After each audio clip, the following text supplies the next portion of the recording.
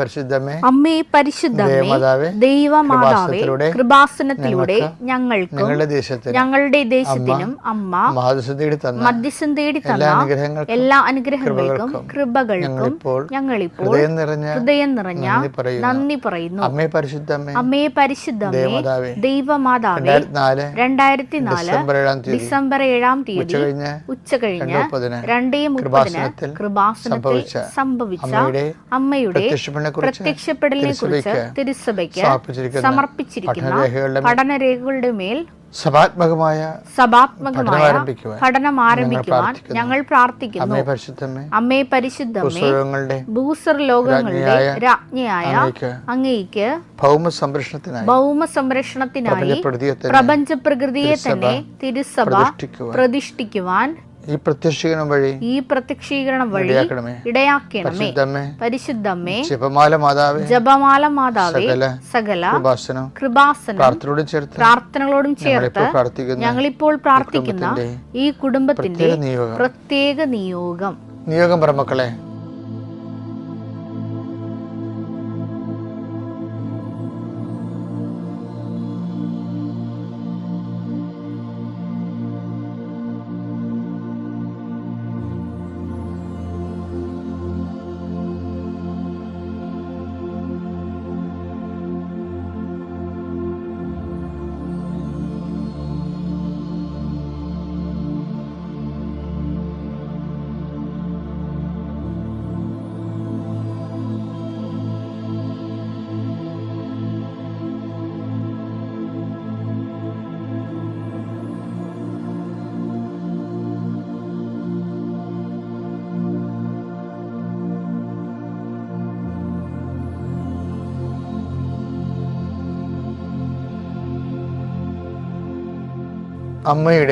അമ്മയുടെ പ്രത്യക്ഷീകരണത്തിന്റെ ഈ അനുഗ്രഹവേളയിൽ ഞങ്ങൾക്ക് സാധിച്ചു തരുവാൻ കനിയണമേ. ആമേൻ. വിശ്വാസ പ്രമാണം. സർവശക്തനായ പിതാവും ആകാശത്തിന്റെയും ഭൂമിയുടെയും സൃഷ്ടാവുമായ ദൈവത്തിൽ ഞാൻ വിശ്വസിക്കുന്നു. അവിടുത്തെ ഏകപുത്രനും ഞങ്ങളുടെ കർത്താവുമായ ഈശോമിശിഹായിലും ഞാൻ വിശ്വസിക്കുന്നു. ഈ പുത്രൻ പരിശുദ്ധാത്മാവിനാൽ ഗർഭസ്ഥനായി കന്യകാമറിയത്തിൽ നിന്ന് പിറന്ന് പൊന്തിയോസ് പീലാത്തോസിന്റെ കാലത്ത് പീഡകൾ സഹിച്ച് കുരിശിൽ തറയ്ക്കപ്പെട്ട് മരിച്ച് അടക്കപ്പെട്ട് പാതാളങ്ങളിൽ ഇറങ്ങി മരിച്ചവരുടെ ഇടയിൽ നിന്ന് 3-ാം നാൾ ഉയർത്ത് സ്വർഗത്തിലേക്ക് എഴുന്നള്ളി സർവശക്തിയുള്ള പിതാവായ ദൈവത്തിന്റെ വലതുഭാഗത്തിരിക്കുന്നു. അവിടെ നിന്ന് ജീവിക്കുന്നവരെയും മരിച്ചവരെയും വിധിക്കുവാൻ വരുമെന്നും ഞാൻ വിശ്വസിക്കുന്നു. പരിശുദ്ധാത്മാവിലും ഞാൻ വിശ്വസിക്കുന്നു. വിശുദ്ധ കത്തോലിക്കാ സഭയിലും പുണ്യവാന്മാരുടെ ഐക്യത്തിലും പാപങ്ങളുടെ മോചനത്തിലും ശരീരത്തിന്റെ ഉയർപ്പിലും നിത്യമായ ജീവിതത്തിലും ഞാൻ വിശ്വസിക്കുന്നു. ആമേൻ. സ്വർഗ്ഗസ്ഥനായ ഞങ്ങളുടെ പിതാവേ, അങ്ങയുടെ നാമം പൂജിതമാകണമേ. അങ്ങയുടെ രാജ്യം വരണമേ. അങ്ങയുടെ തിരുമനസ് സ്വർഗത്തിലെ പോലെ ഭൂമിയിലും ആകണമേ. അന്നു വേണ്ടുന്ന ആഹാരം ഇന്ന് ഞങ്ങൾക്ക് തരണമേ. ഞങ്ങളോട് തെറ്റ് ചെയ്യുന്നവരോട് ഞങ്ങൾ ക്ഷമിക്കുന്നത് പോലെ ഞങ്ങളുടെ തെറ്റുകൾ ഞങ്ങളോടും ക്ഷമിക്കണമേ. ഞങ്ങളെ പ്രലോഭനത്തിൽ ഉൾപ്പെടുത്തരുതേ, തിന്മയിൽ ഞങ്ങൾ രക്ഷിക്കണമേ. ആമേൻ. നന്മ നിറഞ്ഞ മറിയമേ, സ്വസ്തി. കർത്താവ് അങ്ങയുടെ കൂടെ സ്ത്രീകളിൽ അങ്ങ് അനുഗ്രഹിക്കപ്പെട്ടവളാകുന്നു. അങ്ങയുടെ ഉദരത്തിൻ ഫലമായി ഈശോ അനുഗ്രഹിക്കപ്പെട്ടവനാകുന്നു. പരിശുദ്ധ മറിയമേ, തമ്പുരാന്റെ അമ്മേ, പാപികളായ ഞങ്ങൾക്ക് വേണ്ടി ഇപ്പോഴും ഞങ്ങളുടെ മരണസമയത്തും തമ്പുരാനോട് അപേക്ഷിക്കണമേ. ആമേൻ. എൻ്റെ കർത്താവിൻ്റെ ഉന്നതമായ നാമത്തിൽ നിങ്ങളുടെ വലത്തും ഇടത്തും ഇന്നത്തെ ജീവിത വഴികളിൽ വലത്തും ഇടത്തും വീട്ടിലും വഴിയിലും ജലത്തിലും കരയിലും മുകളിലെ ഹൃദയത്തിലും കർത്താവിൻ്റെ സാന്നിധ്യവും സഹവാസവും സംരക്ഷണം ഉണ്ടാവട്ടെ. നീ എന്തിനു വേണ്ടിയൊന്നും ഉത്കണ്ഠപ്പെട്ടിരിക്കുന്നത്, ഏത് വിഷയത്തിന് വേണ്ടി നീ സങ്കടപ്പെട്ടിരിക്കുന്നത്, ആ മേഖലയിൽ കർത്താവിന് ഇടപെടുകയും നീ എവിടെ പോയാലും നിൻ്റെ കൂടെ ഞാൻ ഉണ്ടായിരിക്കുന്നത് അളിച്ചത് കർത്താവിൻ്റെ സാന്നിധ്യം, സതതമായ സാന്നിധ്യം നിൻ്റെ കൂടെ ഉണ്ടാകുകയും നിനക്കൊരാൾ കൂടി ഉണ്ടായിരുന്നെങ്കിൽ ആരെയും കൊണ്ടുപോകാനും പറ്റത്തില്ല. പറഞ്ഞ രഹസ്യങ്ങൾ അവരറിയുകയും ചെയ്യും. നാട്ടിൽ പാട്ടാക്കും, വീട്ടിൽ പാട്ടാക്കും, തറവാട്ടിൽ പറഞ്ഞ കുട്ടി കെട്ടിയെഴുന്നള്ളിക്കും. അതുകൊണ്ട് ആരെയും കൊണ്ടുപോകാനും പറ്റത്തില്ല, കൊണ്ടുപോകാതിരിക്കാൻ പറ്റത്തില്ല. ദുസ്സംഗുലി നിൽക്കണ മക്കൾക്ക് കർത്താവ് തന്നെ കൂടെ വരാനും നീ ഒറ്റയ്ക്ക് പോയാനും കർത്താവിൻ്റെ സന്നിധിയിൽ കർത്താവിൻ്റെ ചൈതന്യത്തിൽ നീ ആ വിഷയം കൈകാര്യം ചെയ്യാനുള്ള ആത്മധൈര്യം നിനക്ക് ലഭിക്കാൻ വേണ്ടി പ്രാർത്ഥിക്കുന്നു. നഷ്ടപ്പെട്ടു പോയ രേഖകൾ, നഷ്ടപ്പെട്ടു പോയ പണങ്ങൾ, നഷ്ടപ്പെട്ട പൊന്നുകൾ, അന്യാധീനപ്പെട്ടു പോയ വസ്തുക്കൾ, മറ്റുള്ളവർക്ക് ചതിക്കപ്പെട്ടതിൻ്റെ പേരിൽ ജോലി തരാമെന്നും പറഞ്ഞ് ചതിക്കപ്പെട്ടതിൻ്റെ പേരിൽ, വായ്പ വാങ്ങിച്ച് തരാത്തതിൻ്റെ പേരിൽ ഒരു പണി നടക്കാതെ അതിൻ്റെ പേരിൽ വീട്ടിൽ എപ്പോഴും കലഹം ഉണ്ടാക്കുകയും ചെയ്തിരിക്കുന്ന അവസ്ഥകളിൽ നിന്ന് നീ രക്ഷപ്പെട്ടു വരുവാനും നിൻ്റെ അധ്വാന ശേഷി, സത്യസന്ധമായ പണം നിനക്ക് തിരികെ ലഭിക്കുന്നതിന് വേണ്ടി ഈശോനാമത്തിൽ പ്രാർത്ഥിക്കുന്നു.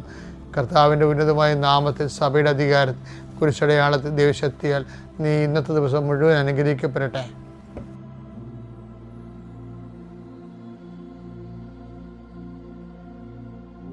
നമുക്ക് ആധ്യാത്മിക ജീവിതത്തിന് നമ്മൾ ശ്രദ്ധിക്കേണ്ട ഒരു വലിയൊരു കാര്യമുണ്ട്. ഈ കല്യാണം ഒക്കെ ചെറുക്കൻ കാണാൻ വന്ന് നിനക്ക് ഇഷ്ടപ്പെട്ടാന്ന് ചോദിക്കുമ്പോൾ പെണ്ണ് ചാടിക്കയറി, ചില പെൺപിള്ളേർ ചാടിക്കയറി പറയും എനിക്ക് ഇഷ്ടപ്പെട്ടെന്ന് പറയും. ചില ആൾക്കാർ മൗനം പാലിക്കും. അതിൻ്റെ കാര്യം വെച്ച് കഴിഞ്ഞാൽ ഞാനൊന്നും പറയണില്ല, മാതാക്കന്മാരുടെ തലയിൽ വെച്ച് കൊടുക്കണത്. അവർ നടത്തട്ടെ. കാര്യം അവിടെ നടത്തി ഇവൾ ഉദ്ദേശിക്കണമെന്ന് വെച്ച് കഴിഞ്ഞാൽ അവർ നടത്തി ഇപ്പം എന്തെങ്കിലും ചെറിയ ഇഷ്യൂ ഉണ്ടെങ്കിൽ ഒക്കെ നാളെ പെട്ടിയെടുത്ത് വരാമില്ല, നിങ്ങളല്ലേ പറഞ്ഞിട്ടല്ലേ ഞാൻ കെട്ടിയതെന്നും പറഞ്ഞിട്ട് വരാം. അപ്പോൾ അത് പാവപ്പെട്ട മാതാവ് ഇവളുടെ സൂത്രം അറിയത്തില്ലല്ലേ. അതായത് ഈ മൗനത്തെക്കുറിച്ചാണ് നമ്മൾ പറയണത്. മൗനം നമുക്ക് പണ്ടത്തെ മൗനത്തിനർത്ഥം മൗന സമ്മതം എന്നാണ്. ഇന്നത്തെ മൗനത്തിൻ്റെ അർത്ഥം പണിവരണ്ടെന്ന് തന്നെയാണ്. എന്നുവെച്ചാൽ ആ സാധനം നമ്മളെ കൊണ്ട് എടുപ്പിച്ചിട്ട് അവരവരുടെ ഗുണഭോക്താക്കളായി മാറും, നമ്മളതിൻ്റെ ഇരകളായി മാറും, അവർ വേട്ടക്കാരായി മാറും. എനിവേ എല്ലാം അങ്ങനെയാണെന്ന് ഞാൻ പറയണില്ല, എങ്കിലും മൗനം ഒരു വല്ലാത്ത ഒരു സംഭവമാണ്. പക്ഷേ എന്താ വിഷയം എന്ന് വെച്ചാൽ ഈ മൗനത്തിന് വേറൊരു ഗുണമുണ്ട്. ദൈവത്തിനടുത്ത് ഈ അഭ്യാസം നടക്കത്തില്ല. മനുഷ്യന്മാരെയാണ് ഈ മൗനം കൊണ്ട് വേറിട്ടുള്ളത്. ദൈവത്തിൻ്റെ അടുത്ത് വെച്ച് കഴിഞ്ഞാൽ റെക്കോർഡഡാണ്. മൗനം പറഞ്ഞാൽ റെക്കോർഡഡാണ്. അത് ചില മൗനം പോസിറ്റീവായിട്ട് റെക്കോർഡ് ചെയ്യാനുള്ള പോസിറ്റീവായിട്ട് റെക്കോർഡ് ചെയ്യും, ചില മൗനം നെഗറ്റീവായിട്ട് സൈലൻസ് ആക്ഷനെയാണ് ഈ മൗനം എന്ന് പറയുന്നത്. ഞാൻ ഉണ്ടാക്കിയൊന്നുമല്ല, ബൈബിളിൽ ഇങ്ങനെ വ്യാഖ്യാന പുസ്തകം ഞാൻ വായിച്ചിട്ടില്ല. പക്ഷേ ഞാൻ പറയുന്ന കാര്യം സൈലൻസ് ആക്ഷനാണ്. നിശബ്ദ പ്രവർത്തനങ്ങൾ. ഇപ്പം രക്തസ്രാവ രോഗി അവളെങ്ങനെ സുഖപ്പെട്ട എങ്ങനെ? അവൻ്റെ വസ്ത്രത്തിലെങ്കിലും ഒന്ന് സ്പർശിക്കാനിടയാൽ താൻ സുഖപ്പെടുമെന്ന് അവൾ ഉള്ളിൽ വിചാരിച്ചു. അപ്പം മൗനപ്രവർത്തനമാണത്. ഒന്നും പറയണമെന്നില്ല, ശബ്ദമൊന്നുമില്ല അവിടെ. മർക്കോസ് 5:28. അവന്റെ വസ്ത്രത്തിൽ ഒന്ന് തൊട്ടാൽ മാത്രം മതി, ഞാൻ സുഖം പ്രാപിക്കും എന്ന് അവൾ വിചാരിച്ചു. വാക്കിൻ്റെ കസർത്തൊന്നും വേണ്ട, വിചാരം വന്നാൽ അത് പോസിറ്റീവായിട്ട് റെക്കോർഡ് ചെയ്യും. അല്ലാതെ അത് സ്വരത്തിൽ പറഞ്ഞില്ലല്ലോ, അവൻ്റെ ശബ്ദം കേട്ടില്ലല്ലോ ഒന്നും വേണ്ട. നമ്മൾ വെറുതെ നിന്നാൽ മതി. നെഗറ്റീവാണ് വിചാരിക്കണമെങ്കിൽ അത് റെക്കോർഡായി പോകും. നമ്മൾ 2:7 എടുത്ത് മർക്കോസ് തന്നെ. എന്തുകൊണ്ടാണ് ഇവൻ ഇപ്രകാരം സംസാരിക്കുന്നത്? ഇവൻ ഈശ്വരനെ കുറിച്ച് പറയണതാണ്, നീവന്മാർ പറയണതാണ്. ഇവൻ ഇപ്രകാരം സംസാരിക്കുന്നത്, ഇവൻ ദൈവദൂഷണം പറയുന്നു. ദൈവത്തിനല്ലാതെ മറ്റാർക്കാണ് പാപം ക്ഷമിക്കാൻ സാധിക്കുക? അടുത്ത വചനം വായിച്ചേ. അവർ ഇപ്രകാരം വിചാരിക്കുന്നു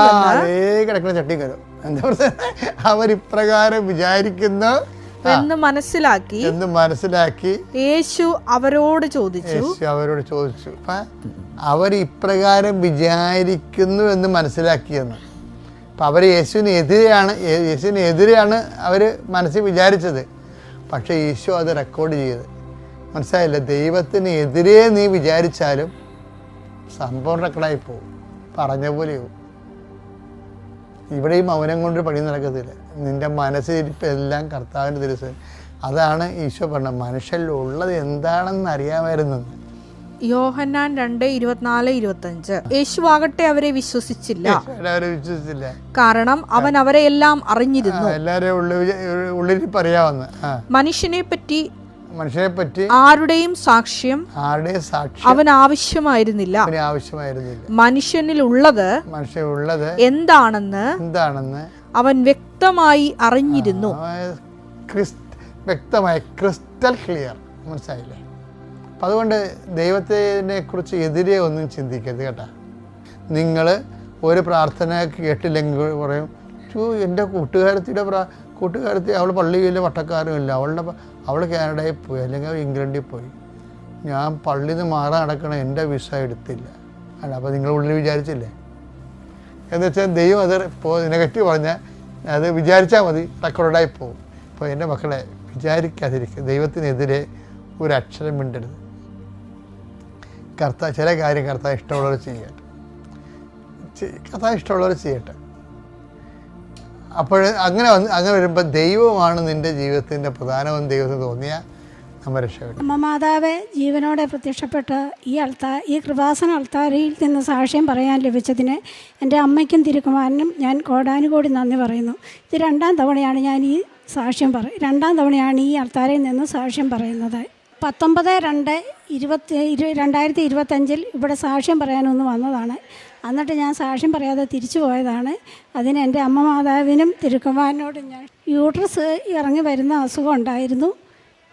ഒരു 4-5 വർഷമായിട്ട് ഇറങ്ങി വരുമായിരുന്നു. അപ്പോൾ എനിക്ക് ഇരിക്കാനോ നടക്കാനോ ഒന്നും സാധിക്കാനായിരുന്നു, ഭയങ്കര ബുദ്ധിമുട്ടുണ്ടായിരുന്നു. ഞാൻ എല്ലാ ദിവസവും രാവിലെ പ്രത്യക്ഷീകരണ പ്രാർത്ഥനയും വൈകുന്നേരത്തെ ഉടമ്പടി പ്രാർത്ഥനയും ചൊല്ലി കഴിയുമ്പോൾ ഉടമ്പടി തൈലം എടുത്ത് വിശ്വാസ പ്രമാണം ചൊല്ലി കുരിശ് വരച്ച് വയറെ പ്രാർത്ഥിക്കുമായിരുന്നു.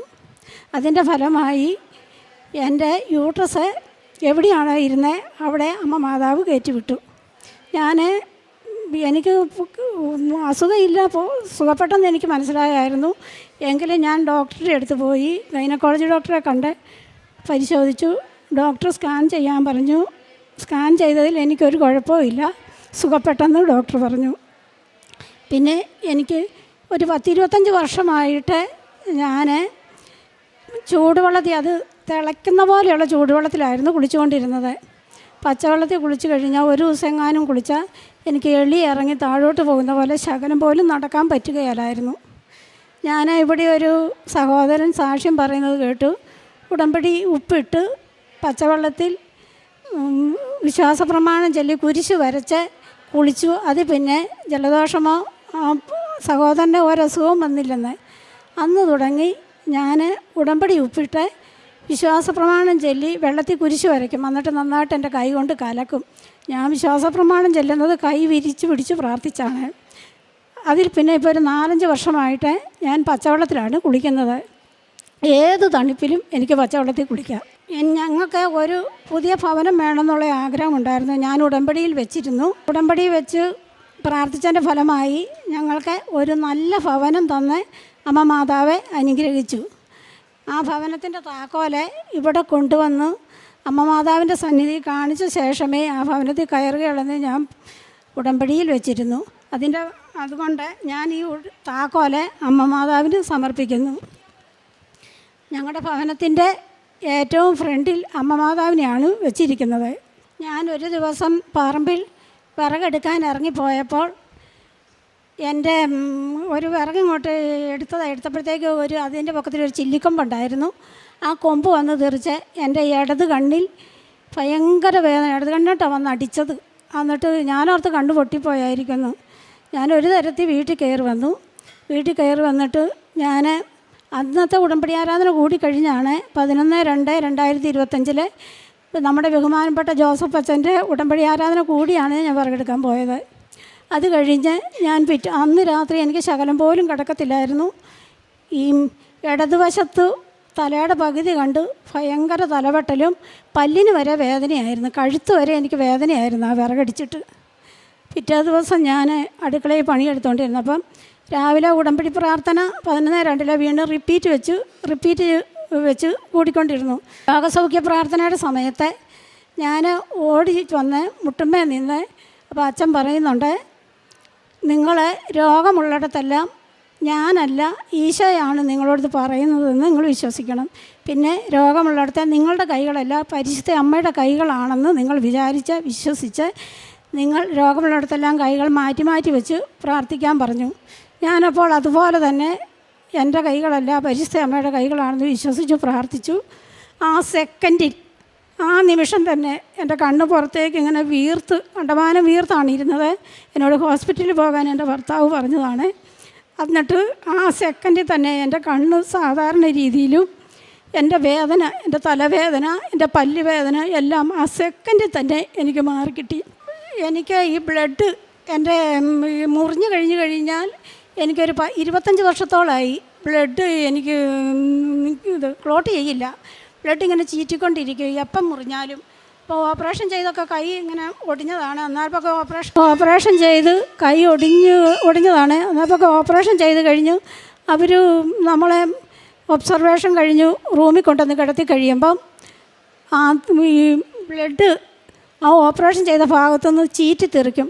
ആദ്യത്തെ പ്രാവശ്യം ചെയ്ത് കഴിഞ്ഞപ്പം ചീറ്റ് കുറച്ച് നേരം കഴിഞ്ഞ് കാണാൻ അറിയില്ലായിരുന്നു ഇങ്ങനെ ബ്ലഡ് ക്ലോട്ടാകിയാലെന്നുള്ള കാര്യം. അന്ന് പിന്നെ ഓടി വന്നു, ഡോക്ടേഴ്സ് ഓടി വന്നു, ഒത്തിരി പാടൊക്കെ വെച്ച് കെട്ടിയാണ് ആ ബ്ലഡ് അന്ന് നിർത്തിയത്. അത് കഴിഞ്ഞ് പിന്നെ എപ്പം കൈ മുറിയുവോ എന്ത് ചെയ്താലും എൻ്റെ ബ്ലഡ് നിൽക്കില്ല. അതിൻ്റെ അടിയിലായിട്ട് ഞാൻ മുറിവിൻ്റെ അടിയിലായിട്ട് വരിഞ്ഞ് മുറുക്കി കെട്ടി വെച്ചേച്ചിട്ടാണ് ഞാൻ ചെയ്യുന്നത്. എന്നിട്ടൊരു 3-4 ദിവസം കഴിയാതെ ഞാൻ ആ മുറിവ് തൊടില്ല. കാരണം ഞാൻ തൊട്ടുപോയാൽ ബ്ലഡ് ഒഴുകിക്കൊണ്ടിരിക്കും.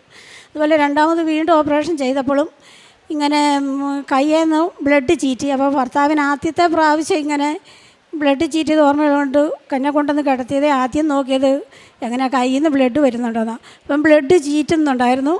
ഉടനെ ഓടിച്ചെന്ന് അത് കണ്ടമാനം സമയത്തേക്ക് അങ്ങ് ചീറ്റിക്കൊണ്ടിരിക്കും. ബ്ലഡ് അങ്ങോട്ട് ഒഴുകിക്കൊണ്ടേയിരിക്കും. എത്ര അകലേക്കാണ് പോകുന്നതെന്നറിയില്ല. എന്നിട്ട് ഉടനെ തന്നെ ഡോക്ടേഴ്സ് വന്നു പാട് കെട്ടി. ആ പാടെല്ലാം മാറ്റും, പിന്നെ അടുത്ത പാട് കെട്ടും. അങ്ങനെയാണ് ബ്ലഡ് നടന്നത്. ഒരു വർഷമായി എൻ്റെ കൈ മുറിഞ്ഞു കഴിഞ്ഞപ്പോൾ ഇതുപോലെ ബ്ലഡ് നിൽക്കുന്നില്ല. അപ്പോഴാണ് ഞാൻ ഓർത്തത്. വേഗം ഓടിച്ചെന്ന് ഞാൻ ഉടമ്പടി ഉപ്പ് വിശ്വാസ പ്രമാണം ചൊല്ലി ആ മുറിഞ്ഞ ഭാഗത്ത് പുരട്ടി. എന്നിട്ട് ഉടമ്പടി തൈലം എടുത്ത് ആ മുറിഞ്ഞ ഭാഗത്ത് പുരട്ടി. എന്നിട്ട് ഞാൻ കെട്ടി കഴിഞ്ഞ് പിന്നെ ശകലം പോലും ബ്ലഡ് വന്നില്ല. അത് കഴിഞ്ഞ് പിറ്റേ ദിവസം ഞാൻ നോക്കിയപ്പോൾ ആ മുറിവ് എൻ്റെ നന്നായിട്ട് ഉണങ്ങിയിരിക്കുന്നു. പിന്നെ ബ്ലഡേ വന്നിട്ടില്ല, മുറിവ് കരിയുകയും ചെയ്തു. പിന്നെ ഞാൻ ഇവിടെ ഈ സാക്ഷ്യത്തിൽ എഴുതിയിട്ടില്ല. എഴുതാത്ത കാര്യങ്ങൾ എനിക്ക് എമ്പടി അനുഭവം തന്നിട്ടുണ്ട്. ഒരു പ്രാവശ്യം എൻ്റെ കയ്യിൽ തിളച്ച വെള്ളം ചാടി. അന്നേരം കറണ്ട് പോയി. തിളച്ച വെള്ളം ഞാൻ കുടിവെള്ളപ്പാത്രത്തിലേക്ക് ഒഴിക്കുമായിരുന്നു. അപ്പോൾ കറണ്ട് പോയി കഴിഞ്ഞപ്പോഴത്തേക്ക് ഞാൻ ഓർത്തു, ഇനി എന്നെ മുറിയിലാണല്ലോ തൈലം ഇരിക്കുന്നത്, എങ്ങനെ പോയി തൈലം എടുത്തുകൊണ്ട് വരും? എനിക്ക് ഉടമ്പടിക്കാശിരമില്ലാതെ ഒരു സെക്കൻഡ് പോലും നടക്കത്തില്ല. അപ്പം ഞാൻ വേഗം ഉടമ്പടിക്കാശ് രൂപം എൻ്റെ കയ്യിലുണ്ടായിരുന്നു. അതെടുത്ത് വെച്ച് ഞാൻ വിശ്വാസപ്രമാണം ചൊല്ലി പ്രാർത്ഥിച്ചു. അതുവരെ നീറ്റലുണ്ടായിരുന്ന എൻ്റെ കൈ പെട്ടെന്ന് കൂളാവുകയും ഒരു ശകലം പോലും തിളച്ച വെള്ളം ചാടിയെന്ന് പറയുകയില്ല, പച്ചവെള്ളം ചാടിയതുപോലെ കൈക്കൊരു പൊള്ളലോ കൈക്ക് ഒരു വേദനയോ ഒന്നും പിന്നെ ഉണ്ടായിട്ടില്ല. പൊള്ളിയ കയ്യാന്ന് പറയുകയില്ല, അതുപോലെയായിരുന്നു. പിന്നെ ഈ ഇടത് കൈയുടെ നടുക്കലത്തെ വിരൽ ഒരു 3-4 ദിവസം ഭയങ്കര വേദന. അപ്പോഴൊക്കെ ഞാൻ തൈലം പുരട്ടിയില്ല. അത് കഴിഞ്ഞ് സഹിക്കാൻ വയ്യാത്ത വേദന വന്നപ്പോൾ ഇത് പറഞ്ഞാൽ ഓടിപ്പോയി ഞാൻ തൈലം എടുത്ത് വിശ്വാസ പ്രമാണം ചൊല്ലി കുരിശ് വരച്ച് പ്രാർത്ഥിച്ചു. കൈവിരലിൻ്റെ അറ്റം നന്നായിട്ട് ഉയർത്താണ് ഇരുന്നത്. തൈലം ഞാനങ്ങ് പുരട്ടി ആ സെക്കൻഡിൽ തന്നെ എൻ്റെ വേദനയും പോയി. പിന്നെ ആ വീർത്ത കൈ സാധാരണ കൈ പോലെ ചുരുങ്ങി വന്നു. ഇത്രയും തന്ന അമ്മ മാതാവിനും ഈശോയ്ക്കും ഞാൻ കോടാനുകോടി നന്ദി പറഞ്ഞു. എത്ര നന്ദി പറഞ്ഞാലും മതിയാവില്ല, അത്രയ്ക്ക് നന്ദി ഞാൻ പറയുന്നു. ഇവിടെ ഞാൻ 19/2 അന്ന് 25 സാക്ഷ്യം പറയാൻ വന്നതായിരുന്നു. എന്നിട്ട് ഞാൻ പോയെന്ന് പറഞ്ഞല്ലോ. അന്ന് എനിക്ക് എൻ്റെ ഷോൾഡറിന് ഭയങ്കര വേദനയായിരുന്നു. വേദനയെന്ന് പറഞ്ഞാൽ സഹിക്കാൻ പറ്റില്ല. 2-3 ദിവസമായിട്ട് കിടക്കാനോ ഇരിക്കാനോ ഒരു സൈഡ് വെച്ച് തന്നെ കിടക്കത്തില്ലായിരുന്നു. അങ്ങനെ ഞാൻ അമ്മമാതാവിനോട് കരഞ്ഞ് വീട്ടിൽ വെച്ച് പ്രാർത്ഥിക്കുമായിരുന്നു. എന്നാൽ ഇവിടെ വന്ന് ഞാൻ ഉടമ്പടിയിൽ വെക്കുവോ അമ്മമാതാവിനോട് ഞാൻ പ്രത്യേകിച്ചൊന്നും പറഞ്ഞൊന്നുമില്ല. പക്ഷേ ഇവിടുന്ന് പോയി വീട്ടിൽ ചെന്ന് കഴിഞ്ഞിട്ട് ഈ നിമിഷം വരെ എനിക്ക് ആ വേദന ഇന്ന് വരെ ഉണ്ടായിട്ടില്ല. അമ്മ മാതാവ് വന്നായി ഏറ്റെടുത്തു, അത് എന്നിൽ നിന്ന് എടുത്തു കളഞ്ഞു. പ്രേക്ഷിത പ്രവർത്തനമായിട്ട് ഞാൻ ചെയ്യുന്നത്, ഞാൻ പത്രം എല്ലാവർക്കും അക്രൈസ്തവർക്കാണ് ഞാൻ കൂടുതലും കൊടുക്കുന്നത്. ഞാൻ ചെല്ലാൻ അവർ നോക്കിയിരിക്കും, എന്തിയാ ഈ മാസം പത്രമായിട്ട് വരാതിരുന്നതെന്ന് ചോദിച്ചാൽ. അങ്ങനെ എല്ലാവർക്കും ഞാൻ അക്രൈസ്തവർക്ക് കൂടുതലും കൊടുക്കും. ഞാൻ ഹോസ്പിറ്റലിൽ കൊടുക്കും, ഓട്ടോക്കാർക്ക് കൊടുക്കും, കടവഴി കൊടുക്കും. എനിക്കാണെങ്കിൽ ഒരു നാണവും ഇല്ല. പത്രം കൊടുക്കുന്നത് എനിക്ക് ഭയങ്കര സന്തോഷമാണ്. ഞാൻ എല്ലാവർക്കും കൊടുക്കും. പിന്നെ വഴി കിടന്ന് എനിക്ക് ചെളി പിടിച്ച പത്രം കിട്ടും. ആ പത്രം ഞാൻ വീട്ടിൽ കൊണ്ടുവന്ന് കഴുകി ഉണക്കി ഞാൻ ആ പത്രം കൊടുക്കും. എനിക്ക് ആരെപ്പം കൃപാസനം പത്രം തന്നാലും ഞാൻ ആ പത്രം സന്തോഷത്തോടു കൂടി മേടിക്കും. അപ്പോൾ അവർ പറയും ചേച്ചിക്ക് ഭയങ്കര സന്തോഷമാണല്ലോ മേടിക്കാമെന്ന്. ഞാൻ ആ പത്രം വന്നിട്ട് വേറെ പ്രേക്ഷിത പ്രവർത്തനം ചെയ്യും. എൻ്റെ കയ്യിൽ ആ പത്രമുണ്ട്, ഞാൻ വായിച്ചതുമായിരിക്കും. പക്ഷെങ്കിൽ ഞാൻ ആ പത്രം മേടിച്ചിട്ട് മറ്റുള്ളവർക്ക് വീണ്ടും പ്രേക്ഷിത പ്രവർത്തനം ചെയ്യും. പിന്നെ മൊബൈലിൽ നിന്ന് ഞാൻ യൂട്യൂബിൽ നിന്നും അച്ഛൻ്റെ ധ്യാനവും രാവിലെയുള്ള ഡെയിലി ബ്രെഡ് സാക്ഷ്യങ്ങളെ ഇതെല്ലാം ഞാൻ മറ്റുള്ളവർക്ക് ഷെയർ ചെയ്ത് കൊടുക്കും. കാരുണ്യപ്രവൃത്തിയായിട്ട് ഞങ്ങളുടെ തൊട്ടടുത്തല്ല, ഞങ്ങളുടെ അടുത്ത ഒരു മാനസിക രോഗികളെ നോക്കുന്ന ഒരു മരിയാലയം എന്നാണ് അതിൻ്റെ പേര്. അവിടെ പോയി ഞാൻ ആഴ്ചയിൽ ഒരു ദിവസം ആ മാനസിക രോഗികളെ കുളിപ്പിക്കും. എനിക്കൊരു അറപ്പമൊന്നും തോന്നാറില്ല. എൻ്റെ സ്വന്തം അമ്മേനെ കുളിപ്പിക്കുന്ന രീതിയിൽ ഞാൻ അവരെ കുളിപ്പിക്കും. കാരുണ്യപ്രവൃത്തിയായിട്ട് എനിക്ക് പറ്റുന്ന രീതിയിൽ ചെറിയ ചെറിയ പൈസ രൂപകളൊക്കെ കൊടുത്ത് ഞാൻ മറ്റുള്ളവരെ സഹായിക്കും. പിന്നെ ആത്മീയതയിൽ എനിക്ക് വിശുദ്ധ ബലിയിൽ അത്രയ്ക്ക് എനിക്ക് വയ്യെങ്കിൽ മാത്രമേ ഞാൻ വിശുദ്ധ ബലി, വല്ല പനി വന്ന് കൂടി തീർത്ത് വയ്യെങ്കിൽ മാത്രമേ പോകാതിരിക്കുള്ളൂ. അല്ലെങ്കിൽ ഞാൻ എല്ലാ ദിവസവും വിശുദ്ധ ബലിയിൽ പോയി പങ്കുകൊള്ളുകയും വിശുദ്ധ കുർബാന സ്വീകരിക്കുകയും ചെയ്യും. എനിക്ക് ഇത്രയും വലിയ കൃപ തന്ന എൻ്റെ പരിശുദ്ധ അമ്മച്ചിക്കും ഈശോയ്ക്കും ഞാൻ കോടാനുകോടി നന്ദി പറയുന്നു. എൻ്റെ പേര് ആൻസി. ഞാൻ പത്തനംതിട്ട ജില്ലയിൽ റാന്നിയിൽ നിന്നും വരുന്നു. ഞാൻ ആദ്യമായിട്ട് ഉടമ്പടി എടുക്കുന്നത് 2023 ജനുവരി 8-ാം തീയതിയാണ്. ഭയങ്കരമായൊരു വേദനയുടെ നടുവിലാണ് ഞാൻ ആ ഉടമ്പടി എടുക്കുന്നത്. ആ ഉടമ്പടിയിൽ വെച്ച കാര്യം 1 മാസത്തിനുള്ളിൽ എൻ്റെ അമ്മ മാതാവ് എനിക്ക് സാധിച്ചു തന്നു. അങ്ങനെ ആ ഉടമ്പടി ജീവിതത്തിൽ ഞാൻ ഒരുപാട് നല്ല രീതിയിൽ ഉടമ്പടി മുന്നോട്ട് കൊണ്ടുപോയിരിക്കുന്നതായ സമയത്ത് എല്ലാ പ്രേക്ഷിത പ്രവർത്തനവും കാരുണ്യ പ്രവൃത്തിയും അതുപോലെ എല്ലാ കാര്യങ്ങളും അതേപടി ചെയ്തുകൊണ്ടിരിക്കുകയായിരുന്നു. അപ്പോൾ അന്ന് ഞാൻ സാക്ഷ്യം പറഞ്ഞിരുന്നു. പക്ഷെങ്കിൽ എനിക്ക് ഇവിടെ വന്ന് സാക്ഷ്യം പറഞ്ഞപ്പോൾ ഭയങ്കര സന്തോഷമായിരുന്നെങ്കിലും ഞാൻ അങ്ങോട്ട് പോയ വഴിക്ക് എന്തോ എനിക്കൊരു തൃപ്തി തോന്നിയില്ല. എൻ്റെ സാക്ഷ്യം ഒരു അനുഗ്രഹമായില്ലല്ലോ എന്നൊരു തോന്നൽ. എനിക്ക് എല്ലാ കാര്യങ്ങളും പറയാൻ സാധിച്ചില്ല. ഞാൻ വീട്ടിൽ ചെന്ന് ഒരാഴ്ചയോളം ജോലി ചെയ്യുന്ന സമയത്തും ഒക്കെ ഇങ്ങനെ മാതാവിനോട് പറഞ്ഞു, എന്താ അമ്മ അങ്ങനെ സംഭവിച്ചത്, എനിക്ക് എന്തുകൊണ്ടാണ് ഞാൻ ആഗ്രഹിച്ച രൂപത്തിൽ സാക്ഷ്യം പറയാൻ സാധിക്കാത്തത് എന്തുകൊണ്ടാണെന്ന് അമ്മയോട് ചോദിച്ചപ്പോൾ ഞാനിങ്ങനെ തൂത്തോണ്ടിരുന്ന സമയത്ത് മാതാവ് എൻ്റെ മനസ്സിൽ തോന്നിപ്പിച്ച ഒരു വചനമാണ്, നിൻ്റെ അമ്മയുടെ ഉദരത്തിൽ ഉരുവാകും മുമ്പേ നിന്നെ ഞാൻ അറിഞ്ഞിരുന്നു. ആ ഒരു വചനം എൻ്റെ മനസ്സിൽ വന്ന സമയത്ത് തന്നെ എൻ്റെ ആ വേദന പോയി. അന്ന് മുതൽ ഞാൻ അമ്മയോട് പ്രാർത്ഥിച്ചുകൊണ്ടിരുന്നു, അമ്മേ എന്നെ ഒരു നല്ല പ്രത്യക്ഷീകരണത്തിൻ്റെ സാക്ഷിയായിട്ട് ഉയർത്തണം. കാരണം ഇവിടെ ഒരുപാട് മക്കളുടെ സാക്ഷ്യങ്ങൾ കേൾക്കുമ്പോൾ എൻ്റെ വേദനകൾ എനിക്കൊന്നുമല്ല. അപ്പോൾ ഞാൻ നല്ലൊരു സാക്ഷ്യം, അമ്മ എനിക്കൊരു രോഗം തന്നായാലും എനിക്ക് നല്ലൊരു സാക്ഷിയാക്കി എന്നെ തീർക്കണമേ എന്ന് പറഞ്ഞു. അങ്ങനെ ഇരിക്കെ കഴിഞ്ഞ ഡിസംബറിൽ 2024 ഡിസംബറിൽ എനിക്ക് ഭയങ്കരമായൊരു ശ്വാസം മുട്ടലുണ്ടായി. ശ്വാസം മുട്ടലും ഭയങ്കര ഗ്യാസിൻ്റെ പ്രശ്നമൊക്കെ ആയിട്ട് ഞാൻ ഭയങ്കരമായി ബുദ്ധിമുട്ടി. പക്ഷേങ്കിൽ ഞാൻ ഉടമ്പടി വസ്തുക്കളും എൻ്റെ നേർച്ച വസ്തുക്കളെല്ലാം ഉപയോഗിച്ചെങ്കിലും എനിക്ക് അന്നേരം മാറും, പിന്നെ അതിങ്ങനെ ഇടയ്ക്കിടയ്ക്ക് ഇങ്ങനെ വന്നുകൊണ്ടേയിരുന്നു. പക്ഷെങ്കിൽ ഞാൻ ഹോസ്പിറ്റലിൽ പോയി അവിടെ ചെല്ലുന്ന എൻ്റെ സ്കാൻ ചെയ്തു, അതുപോലെ ബ്ലഡ് എല്ലാ ടെസ്റ്റുകളും ചെയ്തു. എനിക്കതിലൊന്നും ഒരു കുഴപ്പമില്ല. അപ്പം 2022 ഞങ്ങൾക്കെല്ലാം കോവിഡ് വന്ന സമയത്ത് എൻ്റെ ക്ഷീണം മാത്രം അങ്ങോട്ട് മാറുന്നില്ല. അപ്പം എന്നോട് ഒരാൾ പറഞ്ഞു പോയി തൈറോയിഡ് ഒന്ന് നോക്കാൻ പറഞ്ഞു. അപ്പം തൈറോയിഡ് ഞാൻ പോയി നോക്കിയപ്പം എനിക്ക് 9.3 ഉണ്ടായിരുന്നു തൈറോയിഡ്. ആ തൈറോയിഡ് വേണ്ടി ഞാൻ ഹോമിയോ മരുന്ന് കഴിച്ചുകൊണ്ടിരിക്കുമായിരുന്നു. അപ്പോൾ ആ ഹോമിയോ മരുന്ന് കഴിച്ചുകൊണ്ടിരുന്ന സമയത്ത് നമുക്ക് എന്തെങ്കിലും ഒരു പനിയോ വല്ലതും വന്നു കഴിഞ്ഞാൽ ഇംഗ്ലീഷ് മരുന്ന് കഴിക്കുന്ന സമയത്ത് ഞാൻ ഈ ഹോമിയോ മരുന്ന് നിർത്തുമായിരുന്നു. അങ്ങനെ ഇരിക്കെ ആ ഹോമിയോ മരുന്ന് നിർത്തുന്ന സമയത്ത് ഈ തൈറോയിഡ് അങ്ങ് കൂടും. അങ്ങനെ ഞാൻ അന്ന് മാതാവിൻ്റെ സന്നിധിയിൽ ഇത് സമർപ്പിച്ചിരുന്നു. ഉടമ്പടി വസ്തുക്കളെല്ലാം ഉപയോഗിച്ച് ഈ തൈറോയിഡിൻ്റെ കാര്യത്തിന് വേണ്ടി അമ്മയോട് പ്രാർത്ഥിച്ചു. അപ്പം ഈ കഴിഞ്ഞ ഡിസംബറിൽ എനിക്ക് ശ്വാസം മുട്ടലുണ്ടായ സമയത്ത് ഞാൻ പോയി തൈറോയിഡ് നോക്കിയപ്പോൾ എൻ്റെ തൈറോയിഡ് നോർമലായി. അവർ ബ്ലഡും പിന്നെ അതുപോലെ സ്കാനിങ്ങും എല്ലാം ചെയ്തിട്ട് അതിനകത്തെങ്ങും ഒരു കുഴപ്പമില്ല. ബ്ലഡ് നോക്കിയിട്ട് തൈറോയിഡ് നോർമലായി. എന്നോട് പറഞ്ഞു ഇപ്പം മരുന്ന് കഴിക്കണ്ടെന്ന് പറഞ്ഞു. അപ്പം ഞാൻ ആ മരുന്ന് നിർത്തിയിട്ട് എന്നോട് പറഞ്ഞു 2 മാസം കൂടെ കഴിഞ്ഞിട്ട് ഒന്നുകൂടെ നോക്കാൻ പറഞ്ഞു. അങ്ങനെ നോക്കിയപ്പോൾ എൻ്റെ തൈറോയിഡ് അന്നേരവും എനിക്കില്ല. അപ്പോൾ എനിക്കറിയാം മാതാവ് ഇത് മാറ്റിയതാണല്ലോ. പക്ഷെങ്കിൽ നമ്മൾ ഇങ്ങനെ കേട്ടിട്ടുണ്ട് തൈറോയിഡിൻ്റെ മരുന്ന് നിർത്തിയെന്ന് പറഞ്ഞാലും അത് നോർമലായെന്ന് പറഞ്ഞാലും പോലും അതിൻ്റെ ഡോസ് കുറച്ചിങ്ങനെ കഴിച്ചുകൊണ്ടിരിക്കണം. വീണ്ടും ഞാൻ പോയി നോക്കി, അന്നേരം എനിക്ക് നോർമലാണ്. അന്ന് ആ ഡിസംബർ മുതൽ ഇന്ന് വരെ ഞാൻ തൈറോയിഡിൻ്റെ മരുന്ന് കഴിച്ചിട്ടില്ല. അമ്മ മാതാവിൻ്റെ ഉപ്പും തേനും അങ്ങനെയുള്ള കാര്യങ്ങൾ ഉപ്പ് വെള്ളത്തിലൊഴിച്ച് ഞാൻ രാവിലെ കുടിക്കും. അങ്ങനെ എനിക്കിപ്പോൾ തൈറോയിഡ് എൻ്റെ രോഗം മാറിക്കിട്ടി. അപ്പം ഈ സ്കാനിങ്ങും എല്ലാം ചെയ്ത് കഴിഞ്ഞപ്പോൾ എൻ്റെ ക്ഷീണം മാറുന്നില്ല. ക്ഷീണം മാറാതിരുന്നപ്പം ഞാൻ ഇത് സഹിക്കുവാ ഞാൻ കുറച്ച്. അപ്പം എൻ്റെ മനസ്സിലിങ്ങനെ ഞാൻ ചിന്തിക്കും, എൻ്റെ കർത്താവിൻ്റെ ക്രൂശ് മരണത്തോട് ഞാനിത് ചേർത്ത് വെക്കാൻ പോവുക. കാരണം എനിക്ക് ഹോസ്പിറ്റലിൽ ചെല്ലുമ്പോൾ ഒരു അസുഖവുമില്ല, അവരെനിക്ക് ഒരു മരുന്നും തരുന്നില്ല. 3 ട്രിപ്പ് ഞാൻ ഹോസ്പിറ്റലിൽ പോയി, എനിക്ക് അവർ മരുന്ന് തരുന്നില്ല. എനിക്ക് അസുഖം എന്തെങ്കിലും കാണിച്ചെങ്കിലല്ല മരുന്ന് തരാൻ പറ്റത്തുള്ളൂ. അങ്ങനെ മരുന്ന് തരാറായി കഴിഞ്ഞപ്പോൾ ഞാനിത് എൻ്റെ കർത്താവിന് കൊടുത്തു. എൻ്റെ കർത്താവെ, അങ്ങയുടെ മഹത്വം വെളിപ്പെടണം. എനിക്കറിയാം എന്നെ ഒരു സാക്ഷിയാക്കാനുള്ളത് എനിക്ക് മനസ്സിലാക്കി. കാരണം ഞാൻ അന്ന് പറഞ്ഞ സാക്ഷ്യത്തിൽ ഞാൻ പറഞ്ഞിരുന്നു, എനിക്ക് ഒരു രോഗം വന്നു കഴിഞ്ഞാൽ പോലും എന്നെ ഒരു പ്രത്യക്ഷീകരണത്തിൻ്റെ സാക്ഷിയാക്കി തീർക്കണമെന്ന്. അങ്ങനെ ഞാൻ ഒരു വലിയ നോയമ്പിൻ്റെ സമയത്ത് എല്ലാ നോയമ്പുകളും നോക്കുന്ന ഒരു വ്യക്തിയാണ്. ഞാനൊരു ഓർത്തഡോക്സ് വിശ്വാസിയാണ്.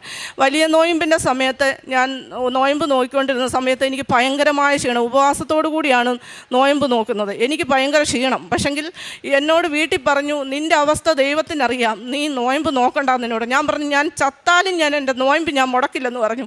കാരണം എൻ്റെ കർത്താവിന് വേണ്ടി ചെയ്യുന്ന ഒരു കാര്യമാണ്. അങ്ങനെ ഞാൻ നോയമ്പ് നോക്കി, എൻ്റെ നോയമ്പ് തീർന്നു കഴിഞ്ഞ് വീണ്ടും എനിക്ക് ക്ഷീണം അങ്ങോട്ട് മാറുന്നില്ല. അങ്ങനെയായി ഞാൻ അപ്പം മോന് സ്കൂൾ തുറക്കാറായി. മെയ് ലാസ്റ്റിലായപ്പോൾ അപ്പോൾ എനിക്ക് പ്രാർത്ഥിക്കാനിരിക്കുമ്പോൾ ഇരിക്കാൻ പറ്റുന്നില്ല. എന്നെ മുട്ടയിൽ നിന്ന് എനിക്ക് ജപമാല ചൊല്ലാൻ പറ്റുന്നില്ല.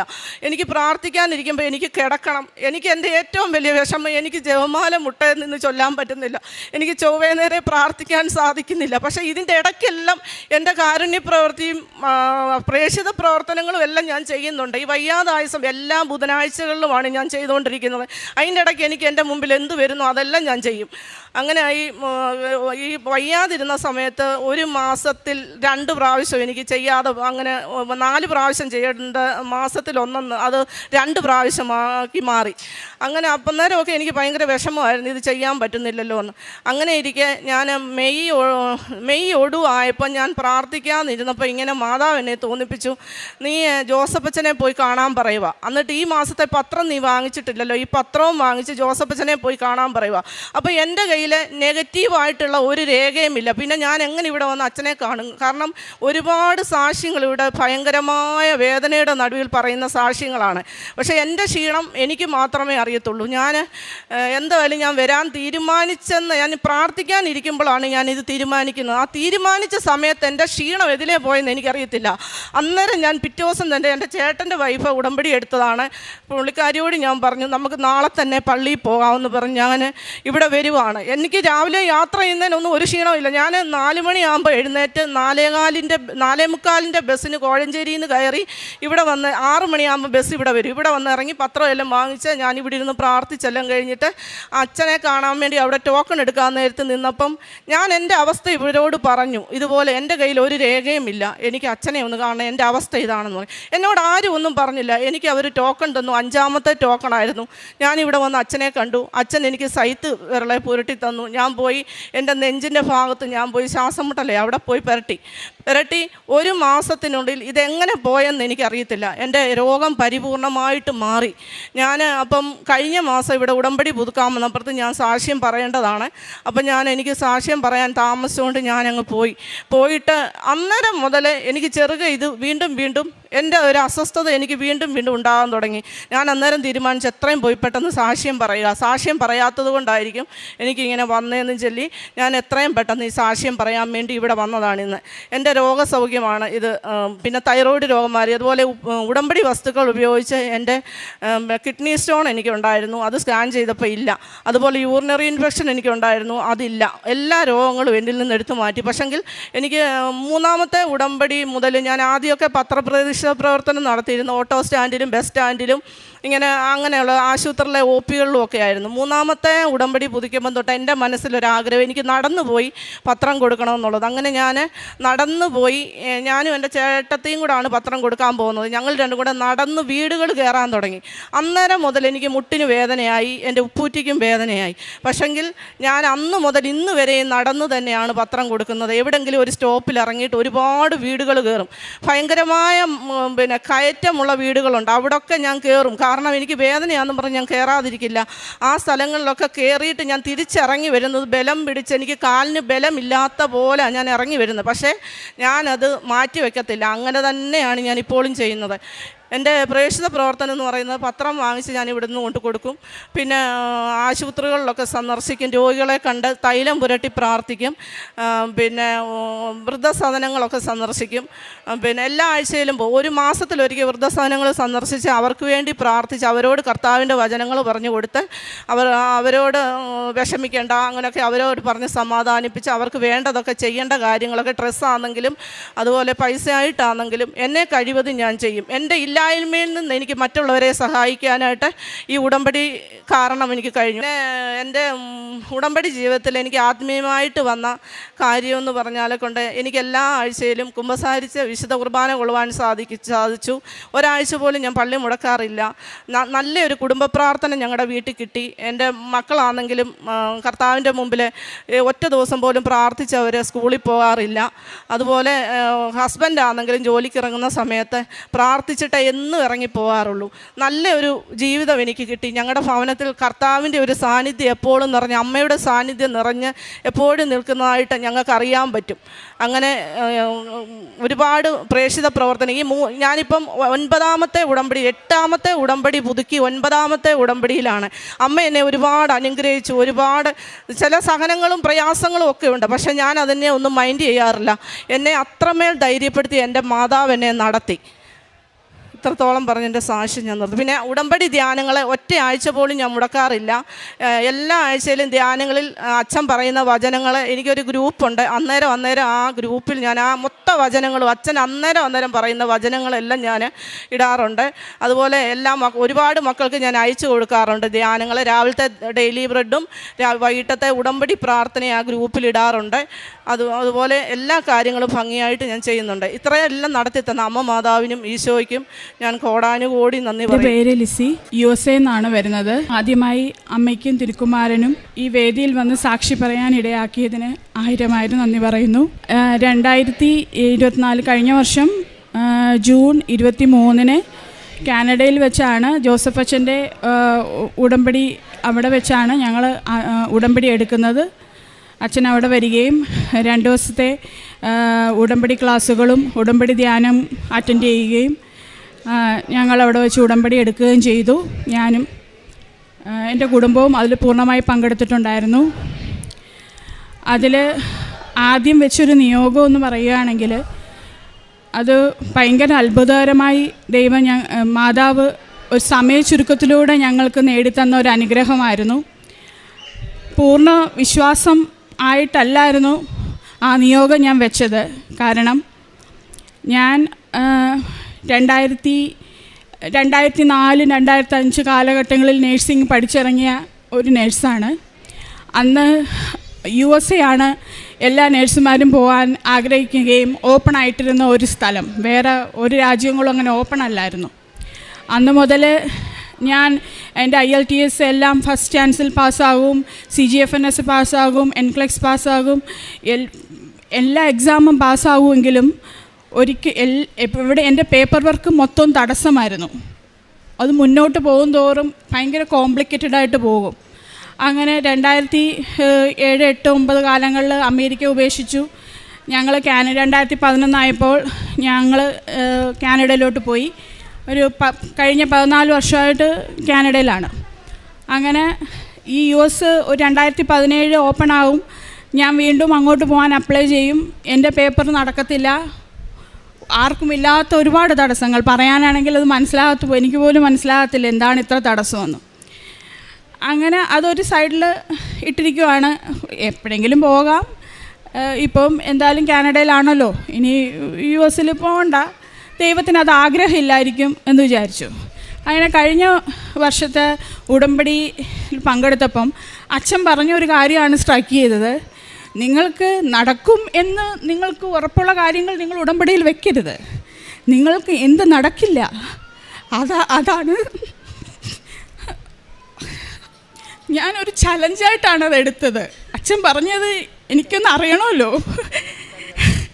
അപ്പോൾ ഞാനത് എൻ്റെ ഫസ്റ്റ് അത് പറയണമെന്ന് വെച്ചില്ല. ഞാൻ വേണ്ട, US പ്രോജക്റ്റ് പറയണ്ട അച്ഛൻ്റെ അടുത്ത്, വേറെ എനിക്ക് ഒരുപാട് പ്രശ്നങ്ങൾ എല്ലാവർക്കും ഉള്ള പോലെ ഉണ്ട്, നമുക്കത് വെക്കാം. പക്ഷേ ഉടമ്പടി കാശുരൂപം മേടിക്കാൻ അച്ഛൻ്റെ അടുത്ത് ചെന്നപ്പോൾ ഒരു 5 സെക്കൻഡ്സ് നമുക്ക് സമയം തരും. അച്ഛനോട് നിങ്ങൾക്ക് എന്തെങ്കിലും പറയാം.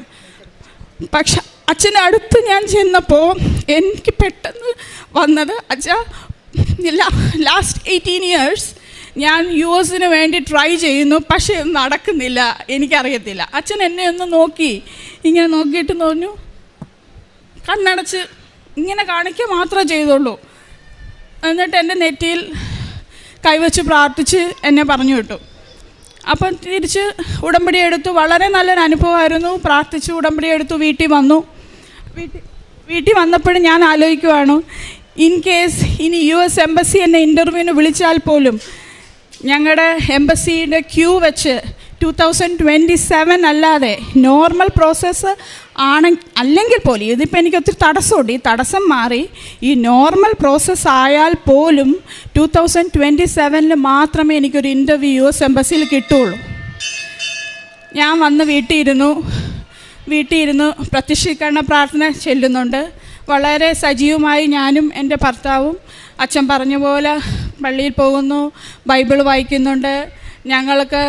ഞങ്ങൾക്ക് തന്നെ ഒരുപാട് മാറ്റങ്ങൾ ഞങ്ങളുടെ ജീവിതത്തിൽ വന്നു. ക്ഷമിക്കാൻ പറ്റാത്തവരോട് ക്ഷമിക്കാൻ പറ്റുന്നു, മറ്റുള്ളവരെ സ്നേഹിക്കാൻ പറ്റുന്നു, മറ്റുള്ളവരെ അംഗീകരിക്കാൻ, അങ്ങനെ കുറേ മാറ്റങ്ങൾ ഞങ്ങൾ വന്നു. അത് കഴിഞ്ഞ് ഒരു ഉടമ്പടി എടുത്ത് വീട്ടിൽ വന്ന് 2 ദിവസം കഴിഞ്ഞപ്പോൾ എൻ്റെ ഉള്ളിൽ നിന്ന് ഒരാൾ പറയുകയാണ്, ഒരു ലെറ്റർ എഴുതാൻ. ഒരു ലെറ്റർ എന്ന് പറഞ്ഞാൽ എങ്ങോട്ട്? അപ്പോൾ ഞാൻ എൻ്റെ ഉള്ളിൽ നിന്ന് പറയുന്ന പോലെ മാതാവ് പറയുന്ന ഒരു ലെറ്റർ എഴുത് US എംബസിയിലോട്ടൊരു ലെറ്റർ എഴുതാമെന്ന് പറയുന്നത് അത്ര ചെറിയ കാര്യമല്ല. വാട്ട് ബാക്ക്ഗ്രൗണ്ട്സ്, ഒരു ബാക്ക്ഗ്രൗണ്ടും ഇല്ലാതെ എനിക്ക് US വിസ തരണമെന്നോ, ഞാൻ ഗ്രീൻ കാർഡിന് അപ്ലൈ ചെയ്തിട്ട് വർഷങ്ങളായെന്നോ, ഞാൻ മാതാവിനോട് ഇതൊക്കെ ചോദിക്കുന്നുണ്ട്. അപ്പോഴും പറയുകയാണ്, ഒരു ലെറ്റർ എഴുത്, ഒരു റീസണും വേണ്ട, നീ ഒരു ലെറ്റർ എഴുത്. ഞാൻ ലെറ്റർ മീൻസ് ഒരു ഇമെയിലാണ്, ഒരു പ്രൊഫഷണൽ ലെറ്റർ ഒന്നുമല്ല. ഞാൻ ഇമെയിൽ എടുത്തു, തുറന്നു വെച്ചു. ഞാൻ എംബസിയിലോട്ട് എൻ്റെ ഉള്ളിൽ എന്താണോ ഒരാൾ പറയുന്നത് അത് വെച്ച് ഞാൻ എഴുതുകയാണ്. ഒരു എംബസിയിലൊരു വ്യക്തിക്ക്, ആ വ്യക്തിക്ക് വേണ്ടി ഞാൻ പ്രത്യക്ഷീകരണ പ്രാർത്ഥന ഒരു 7 പ്രാവശ്യം ഞാൻ കൈവച്ച് ചൊല്ലി. ഈ കിട്ടുന്ന ലെറ്റർ ആർക്കാണോ ആ വ്യക്തി, ആ കുടുംബം, എനിക്ക് ആരാന്ന് പോലും അറിയത്തില്ല. ഞാൻ എഴുതിയ ലെറ്റർ ഇതാണ്. ഞാൻ എൻ്റെ 20 വയസ്സുകളുള്ളപ്പോൾ, ഞാൻ നേഴ്സിംഗ് കഴിഞ്ഞ് 18-19 years ഉള്ളപ്പോൾ ഞാൻ ട്രൈ ചെയ്ത ഒരു സ്വപ്നമാണ് എൻ്റെ US മൈഗ്രേഷൻ. ഇപ്പോൾ അത് കഴിഞ്ഞ് 10 വർഷം കഴിഞ്ഞു, 15 വർഷം കഴിഞ്ഞു, almost 18 years. I M in my early 40s. എൻ്റെ മകൾക്കിപ്പോൾ 18 വയസ്സായി. ഇപ്പോഴും നിങ്ങൾ എന്തുകൊണ്ട് ഇതെനിക്ക് തരുന്നില്ല? നിങ്ങൾ എന്തുകൊണ്ട് ഇത്രയും തടസ്സങ്ങളിൽ എന്നെ കൊണ്ടുപോകുന്നു? അതൊരു റീസൺ.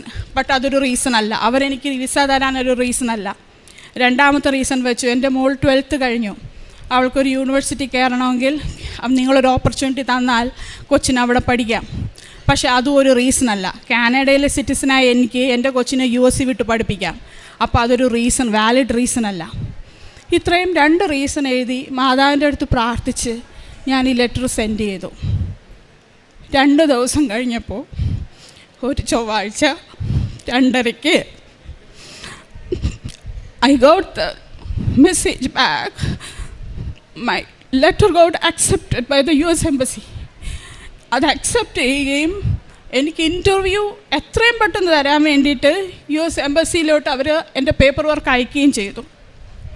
എനിക്കൊരു ടൈം മെഷീനിൽ കയറിയിരിക്കുന്ന ഫീലായിരുന്നു. പിന്നെ മാതാവ് എനിക്ക് ഇൻ്റർവ്യൂ വരുന്നു, അതും വീക്സ്, ഓരോ ആഴ്ചകളുടെ വ്യത്യാസത്തിൽ മെഡിക്കൽ വരുന്നു, ഇൻ്റർവ്യൂ വരുന്നു. എൻ്റെ ഉടമ്പടി തീരുന്നതിന് 90 ദിവസത്തിന് മുൻപായിട്ട് എനിക്കും എൻ്റെ ഹസ്ബൻഡിനും എൻ്റെ പിള്ളേർക്കും US ഗ്രീൻ കാർഡ് അപ്രൂവായി ഞങ്ങളുടെ വീട്ടിൽ വന്നു. അതെനിക്കറിയില്ല. US പ്രോസസ്സ് ചെയ്തിട്ടുള്ള ഒരാൾക്കേ അറിയത്തുള്ളൂ എത്ര ഹാർഡാണ് ആ രാജ്യത്തിലോട്ടുള്ള മൈഗ്രേഷൻ എന്ന്. അതും 5-10 വർഷമല്ല, ഞാൻ ഒരുപാട് ധ്യാനങ്ങൾ കൂടിയിട്ടുണ്ട്, ഒരുപാട് ഉപവസിച്ചിട്ടുണ്ട്. ഞാൻ തപസ് ധ്യാനങ്ങൾ കൂടാത്ത ആളല്ല, ഒരുപാട് ഇതിനു വേണ്ടി ഞാൻ. പക്ഷേ എൻ്റെ മാതാവ് എൻ്റെ മുന്നിൽ കൂടെ നടന്ന് എന്നെ ആ രാജ്യത്ത് കൊണ്ടുപോവുകയായിരുന്നു. എനിക്കറിയാൻ വയ്യാത്തൊരു സ്ഥലം, ഞാൻ അപ്ലൈ ചെയ്യാത്തൊരു സ്ഥലം, ഏതോ ഒരു സ്ഥലം, പക്ഷേ വളരെ മനോഹരമായ ഒരു ഗ്രാമപ്രദേശത്തോട്ടാണ് ഞാൻ പോയിരിക്കുന്നത്.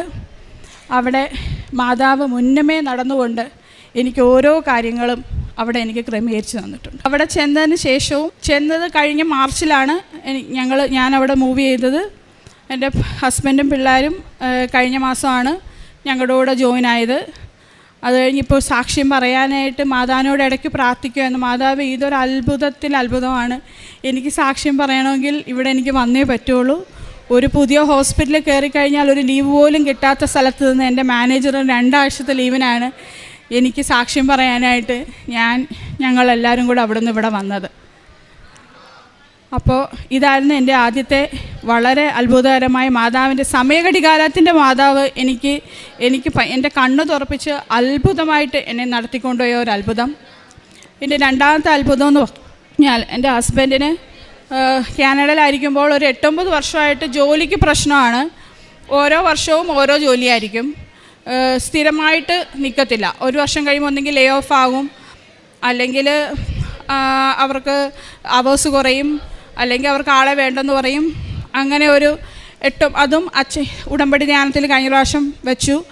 മാതാവേ, ഇനിയൊരു ജോലി മാറ്റം ഉണ്ടാകാതെ ഒരു നല്ലൊരു ജോലി കൊടുക്കണമെന്ന് പ്രാർത്ഥിച്ചതിൻ്റെ ഫലമായിട്ട് അവിടുത്തെ കാത്തലിക് സ്കൂൾ ബോർഡിൽ തന്നെ ഒരു ജോലി മാതാവ് സ്ഥിരമാക്കി അത്ഭുതകരമായി അത് കൊടുക്കുകയും, അത് കിട്ടണ്ടാത്ത ഒരു ജോലിയല്ല, പക്ഷേ ഞങ്ങൾ പ്രാർത്ഥനയുടെ ഫലമായിട്ട് അതെല്ലാ തടസ്സങ്ങളും മാറി പുള്ളിക്കത് കിട്ടുകയുണ്ടായി. അത് മാതാവിന് ഈശോയ്ക്കും അതിനൊത്തിരി നന്ദി പറയുന്നു. പിന്നെ ഈ ഉടമ്പടിയിലൂടെ ഒരുപാട് മാറ്റങ്ങൾ ഞങ്ങൾക്കുണ്ടായിട്ടുണ്ട്. ഉടമ്പടി അച്ഛൻ പറയുന്ന പോലെ ആ ഉടമ്പടിയായിട്ട് തന്നെ ചെയ്യുമ്പോൾ നമ്മളല്ലാതായി മാറും. നമ്മളൊത്തിരി വ്യത്യാസങ്ങളുണ്ടാവും. മേ ബി നമ്മൾ നല്ല മനുഷ്യരായി മാറുന്നതായിട്ട് നമുക്ക് തന്നെ തോന്നും. അത് നോക്കുമ്പോൾ നമ്മളല്ലല്ലോ, പഴയ മനുഷ്യനല്ലല്ലോ പുതിയ. പിന്നെ നമുക്കൊരു തെറ്റ് ചെയ്യാനോ നമ്മളൊന്നും മടിക്കും. പിന്നെ മാതാവ് കൂടെ ഉള്ളപ്പോൾ ഓരോ ഒരു നേഴ്സായി എനിക്കറിയാം, ഞാൻ ഓരോ രോഗികളെടുത്ത് പോകുമ്പോഴും അവരെ ഒത്തിരി സ്നേഹത്തോടെ പരിചരിക്കാനും ആ ഉടമ്പടി ചെയ്തതിന് ശേഷം എനിക്കത് വ്യത്യാസം അനുഭവപ്പെട്ടിട്ടുണ്ട്. മറ്റുള്ളവരെ കൂടുതൽ സ്നേഹിക്കാനും അവരായി അംഗീകരിക്കാനുള്ള കൃപ എനിക്ക് മാതാവ് തന്നിട്ടുണ്ട്. അത് ഉടമ്പടിയുടെ എല്ലാവർക്കും കിട്ടുന്ന ഒരു വലിയ അനുഗ്രഹമാണ്. പിന്നെ എൻ്റെ പ്രേക്ഷിത പ്രവർത്തനമെന്ന് പറഞ്ഞാൽ പത്രം ആണ് മെയിനായിട്ടും. ഞാൻ മലയാളികൾക്കാർക്കും പത്രം കൊടുക്കാറില്ല. ഞാൻ എൻ്റെ കൊളീഗ്സായിട്ടുള്ള വേറെ രാജ്യക്കാർക്ക് അത് പറഞ്ഞു വേണമല്ലോ നമ്മൾ കൊടുക്കാനായിട്ട്. ചുമ്മാ ഒരു പത്രം കൊടുക്കുന്നതിൽ കാര്യമില്ലെന്ന് അച്ഛൻ പലപ്പോഴും പറഞ്ഞിട്ടുണ്ട്. അപ്പോൾ ഞാൻ പല ഇംഗ്ലീഷ് പള്ളികളിൽ പോവും, എന്നിട്ട് ഞാനവിടെ ഇരിക്കും. എനിക്ക് പെട്ടെന്ന് അങ്ങോട്ട് കൊണ്ടു കൊടുക്കാൻ ബുദ്ധിമുട്ടാണ്. അപ്പോൾ പ്രാർത്ഥിച്ചുകൊണ്ട് ഇറങ്ങും, ദൈവമേ, ഈശോയെ, മാതാവേ, ഈ പത്രം കിട്ടേണ്ട ഒരാളെ എനിക്ക് കാണിച്ചു തരണേ. അങ്ങനെ അവിടെയുള്ള വെള്ളക്കാർക്ക് ഞാൻ അവിടെ ഇരുന്ന് പറഞ്ഞ് എന്താണെന്ന് പറഞ്ഞ് ചിലവരത് കേൾക്കാൻ തയ്യാറാകും. വളരെ ആകാംക്ഷയോടെ അവരതെല്ലാം കേൾക്കും, പത്രം വായിക്കും. എന്താണ് കവനൻ്റ് പ്രെയറെന്നും ആ യൂട്യൂബും എങ്ങനെ എടുക്കണമെന്നും എന്നൊക്കെ അവർക്ക് കാണിച്ചു കൊടുക്കാറുണ്ട്. അതിൽ ഞാൻ ശരിക്കും ഒരു ആനന്ദമുണ്ട് എനിക്ക്. ഒരാൾക്കത് ചെയ്തു കൊടുക്കുമ്പോൾ ഒന്നും അറിയാത്ത ഒരാൾക്കാണ് അത് പറഞ്ഞു കൊടുക്കുന്നതിൽ ഭയങ്കര സന്തോഷമാണ്. പിന്നെ എനിക്ക് കുറേ ഫിലിപ്പിനോ ഫ്രണ്ട്സുണ്ട്. അവർക്ക് മാതാവിനെ അവർ പ്രത്യേകം പറഞ്ഞു വിട്ടിരിക്കുന്നതാണ് മാതാവിൻ്റെ രൂപവും ഫോട്ടോ എല്ലാം കൊണ്ട് ചെല്ലണമെന്നും. എല്ലാവർക്കും ഞാൻ ഓരോ ഫോട്ടോ നാട്ടിൽ നിന്ന് വരുത്തിക്കും. നാട്ടിൽ നിന്ന് ആര് കയറി വന്നാലും അവിടെ നിന്ന് ഏത് സ്ഥലത്ത് പോയാലും ഞാൻ മേടിക്കും. ചിലപ്പോൾ 3-4 മണിക്കൂറും ഞാൻ ഡ്രൈവ് ചെയ്ത് പോയിട്ടായിരിക്കും ഇവിടെ നിന്ന് കൊന്തയും പത്രവും രൂപങ്ങളും ഒക്കെ മേടിക്കുന്നത്. അവർ കണ്ടിട്ടില്ല, ഈ നീല ചാര മാതാവിനെ അവർ കണ്ടിട്ടില്ല. അപ്പോൾ ചോദിക്കുമ്പോൾ പറഞ്ഞു കൊടുക്കും.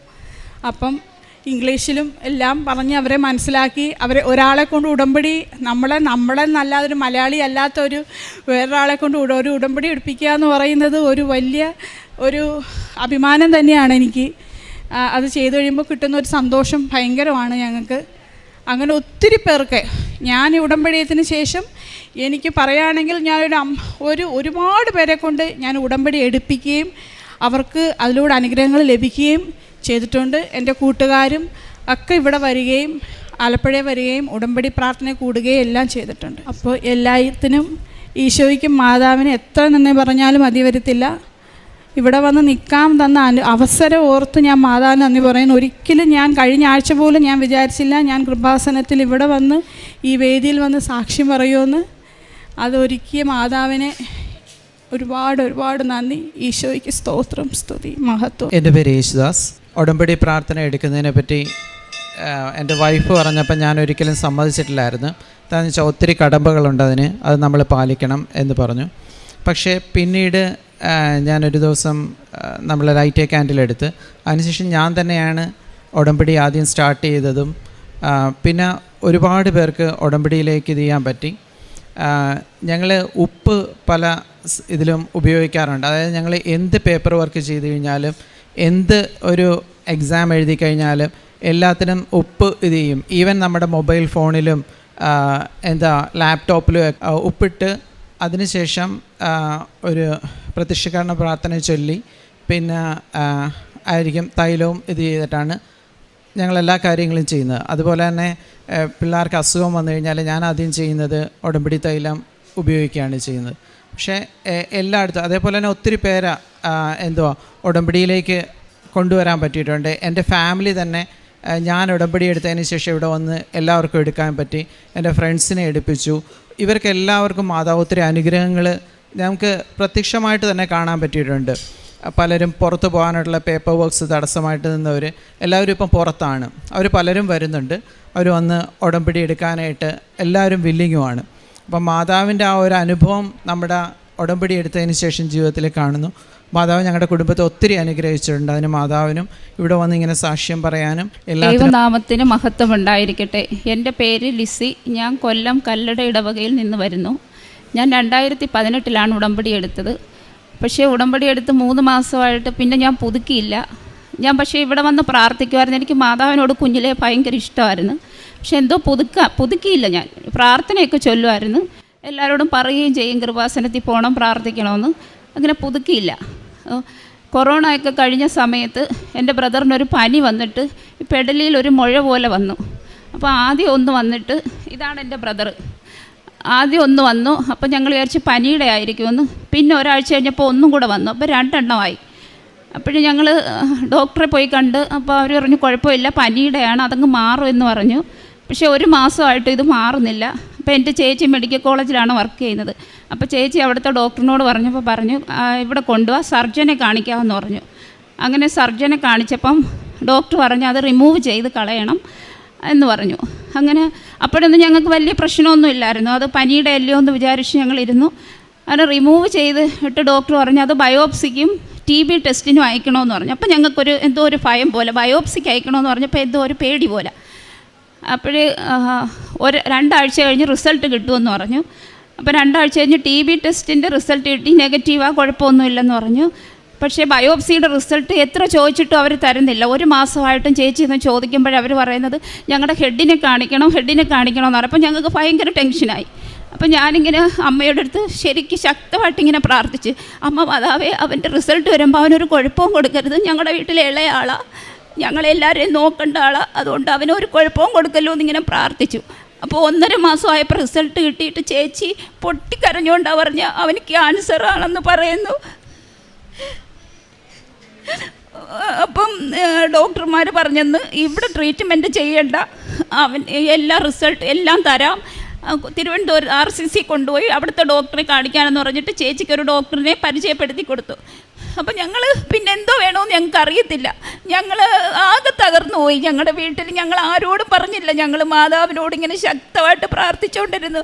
ഞാൻ പള്ളിയിൽ പോയാൽ എനിക്ക് പരിസര ബോധമില്ലാതെ ഞാൻ ഇരുന്ന് കരയുന്നത്. അപ്പോൾ എന്നോട് ഇങ്ങനെ 2-3 പേര് വയ്ക്കും, നീ എന്തിനാ ഇങ്ങനെ കരയുന്നു? പക്ഷെ ഞാൻ പറയത്തില്ല, എന്താണെന്ന് പറയത്തില്ല.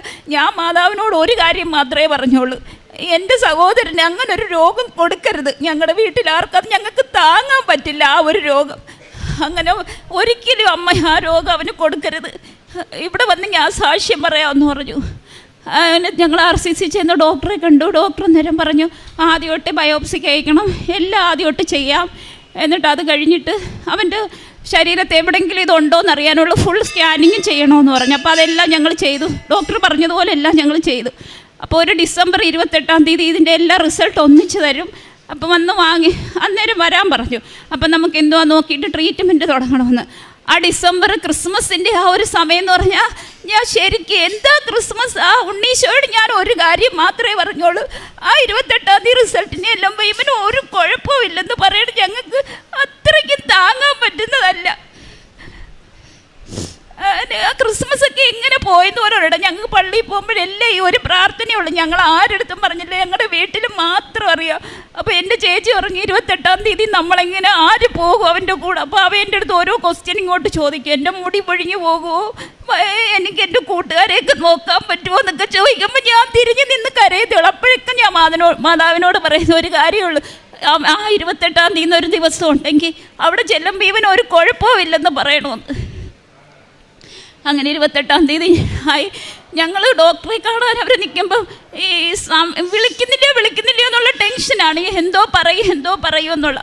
അപ്പോൾ ഡോക്ടർ അവൻ്റെ ടോക്കനായി വിളിച്ചപ്പോൾ അവനൊരു ഐസ് കണക്കാണ് നിൽക്കുന്നത്, എന്തോ ചെയ്യും ഡോക്ടർ എന്തോ പറയാൻ പോകുന്നത് എൻ്റെ റിസൾട്ടിൻ്റെന്ന്. അപ്പോൾ ഡോക്ടർ ചിരിച്ചിട്ട് അവനോട് പറഞ്ഞ് അവിടെ ഇരിക്കാൻ പറഞ്ഞപ്പോഴത്തേക്ക് എൻ്റെ ചേച്ചി പറയാം അവൻ്റെ മുഖമൊക്കെ ഒന്ന് കാണണമെന്ന്, എന്തോ ഡോക്ടർ പറയാൻ പോകുന്നത്. അപ്പോൾ ഡോക്ടർ ആദ്യമേ ചോദിച്ചത് നിങ്ങൾ ആരെയാ പ്രാർത്ഥിച്ച് താഴെ ഇറക്കിയതെന്ന്. അവന് ഒരു കുഴപ്പമില്ല, എല്ലാം നെഗറ്റീവ്, അവൻ്റെ ശരീരത്ത് അങ്ങനെ ഒരു രോഗമേ ഇല്ലെന്നാണ് ഡോക്ടർ പറഞ്ഞത്. നിങ്ങൾ ആരോടാ പ്രാർത്ഥിച്ച് നിങ്ങൾ ആരെയായി താഴെ ഇറക്കിക്കൊണ്ടുവന്നേന്ന് ചോദിച്ചു. അങ്ങനെ ഡോക്ടർ പറഞ്ഞു ഇനി ഒരു കുഴപ്പവുമില്ല, ഒരു ടെസ്റ്റും വേണ്ട, ഒന്നും വേണ്ട, നീ ധൈര്യമായിട്ട് പോവാൻ പറഞ്ഞു. അത് കഴിഞ്ഞിട്ട് പിന്നെ ഞാൻ എന്നിട്ട് പുതുക്കാൻ വന്നില്ല ഇവിടെ.